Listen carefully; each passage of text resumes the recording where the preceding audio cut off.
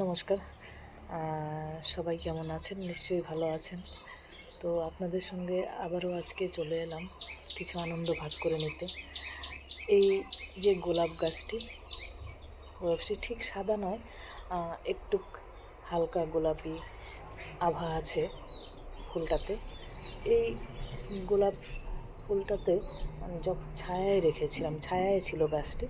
তো এটাকে আমরা আবার একটু রোদের দিকে নিয়ে এলাম। রোদের দিকে নিয়ে আসার পর গাছটিতে রোদ পেয়ে আবারও এটাতে কিন্তু কোনো রকম ওষুধপত্র দিইনি, শুধুমাত্র এর গোড়ায় কিছুদিন আগে, 1 মাস মতন আগে ডিমের খোসা, সেটাকে গুঁড়ো করে নিয়ে ডিমের খোসা দিয়েছি।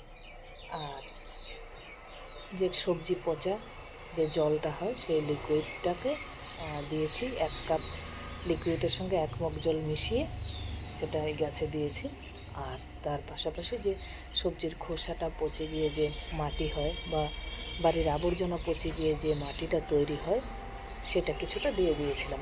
এরপর কিন্তু প্রচুর ফুল এসছে। কোনো রকম রাসায়নিক সার বা কোনো রকম পেস্টিসাইড ইউজ করিনি।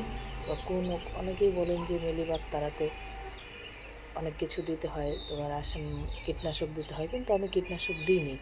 আমি যেটা দিয়েছি সেটা হচ্ছে নিম পাতার জল, নিম পাতা সেদ্ধ করে তার সঙ্গে হলুদ গুঁড়ো মিশিয়ে এবং কিছুটা পরিমাণ কর্পূর মিশিয়ে সেই জলটা সেভাবেই 1 কাপ জলের সঙ্গে 1 মগ অন্য জল মিশিয়ে সেটা স্প্রে করেছি।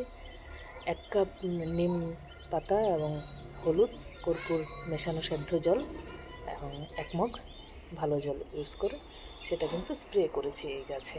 কোনো রকম কীটনাশক আমি দিইনি, বাজার থেকে কেনা কীটনাশক দিইনি।